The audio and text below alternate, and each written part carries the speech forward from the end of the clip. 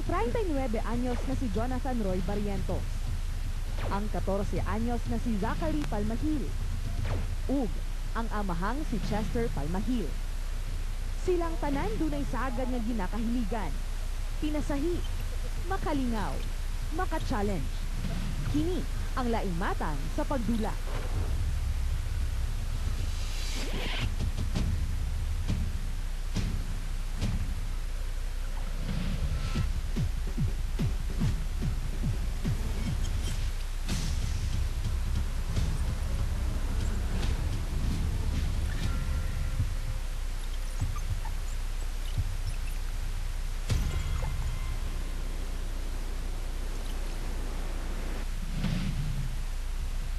Ang remote control drift cars usa ka matang sa mga modernong toy cars karon nga ginagamitan og high-tech facilities sama sa pagmanipulate sa remote control aron kini mudagan og mulihok.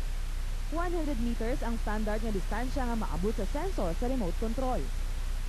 Sa forma pa lang sa mga RC cars, nagkadaiyang color, klase o disenyo na ang makaengganyo sa inyong mga mata. Kung ikaw adventurous type, suwak kining off-road remote controlled car sa imong hilig. Dunay off-road high speed, dunay buggy, diin haom alang sa mga beginners. Sanglit, dali lang kini i-control. Ug monster truck nga makasugakod sa rock crawling.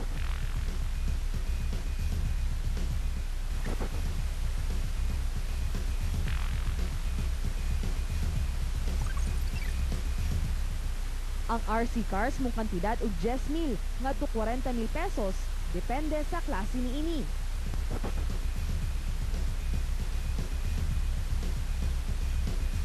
Sukad size anyos pa lang kini si Zachary Palmahil. Mahiligo na gayud siya sa pagdula og mga toy cars. Alang niya, kalipay o excitement ang iyang mabati, panahon nga makagunit na kini sa iyang hinaham nga dulaan. Ug tungod sa pagkamahiligon sa mga toy cars, gihatagan kini og usa ka regalo sa iyang lola nga mao ang remote control drift cars nga mukantidad nga tukapin 10,000 pesos. Thrilling ang good sa good. Yung isa love ko siya na sport, yung ayon talaga yung akin. 14 anyos na karon si Zach. Apan isip estudyante, wala gayud niini gipasagdaan ang iyang pagtuon. Ingon man balansing oras ang iyang ginagahin sa pagdula ug pag-eskwela niini. Try na mo ani nga, ayaw gid mo kaulo kung isa yung gusto ng sport. Yeah, do what's best. And don't get into drugs. Apan migula sa mga pagtuon nga dunay epekto kung ang bata dili gayud makadula sa dihang bata pa sila. Inigdako kuno nila, dinhi na nila mabuhat ang mga butang nga kaniadto wala nila masinati. Ug usa na dinhi ang amahan ni Zach nga si Chester Palmahil, 34 anyos. Usa sa mga ambisyon ni Chester mao ang mamahimong usa ka professional drag racer. Kay wala man na dayon, dinhi niya gibubo ang panahon sa pagpaandar ni ini remote controlled cars. Actually, bata pa ko, ma-remember na ako sa Ilustre pa. Every Saturday, nag-aad to me din ko, mag-tanaw ko mga RC, wa ko kapalit.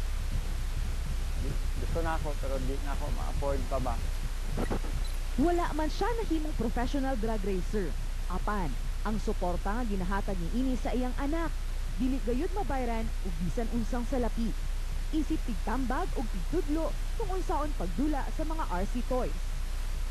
Dinhi nasabtan niyang importante, may rason nga nung wala siya nahimong drag racer. Doon nag-umpisa, nabilihan si Zach ng isang RC. And then doon tuloy-tuloy na, dahil nga yung anak ko nagalaro, ako nainggit, bumili na lang din ako ng akin. So ngayon, dalawa kami, tinuturuan ko siya. Ngayon, mas magaling pa siya sa akin.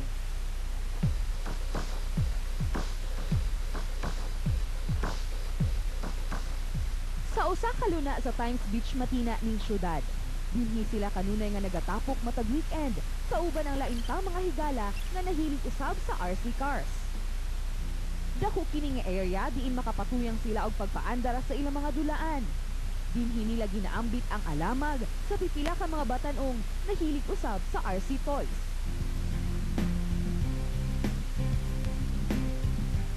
ang mga hobbies niya mahilig mag assemble, mahilig maglaro ng RC. Usually ang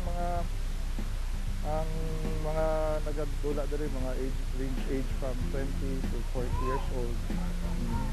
20 to 40 years old na willing mag-invest sa remote control scale model. Tungod sa hatod nga impluwensya sa mga RC drifters sa ubang pang lugar, sama sa Korea, Hawaii, Hong Kong, Manila ug Cebu, namugna ang maong grupo tungod buot niini nga magkahiusa ang tanang RC drifters dinhi sa Mindanao. Ang objective kasi to kay hobby man talaga to, lingaw-lingaw lang sa mga kabataan ano utok. Kabataan. Lingaw-lingaw lang para sa mga yung mahilig ng mag remote control. Yun lang namin yun.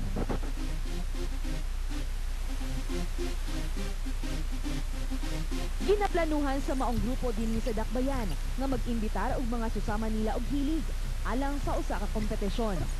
Kini kuno ang mamahimong sinugdanan sa paglambo sa ilang grupo ug aron mailhan pagayud ang maong matang sa dula. Meron din kasi meron din mga dating RC hobbyists na hindi drifters, yung tinatawag nila na on-road cars, na nakita nila na pwede pala gawin ganon, i-drift yung RC cars. So yun, sila, nagsabay-sabay din kami na nagkita, yung mga lumang nag-RC, nakikita na rin kami sa mga bagong nag-RC ngayon.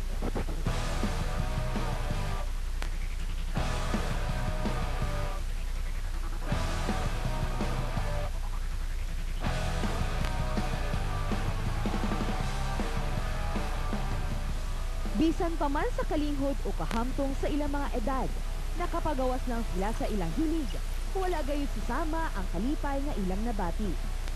Importante nga kita malingaw.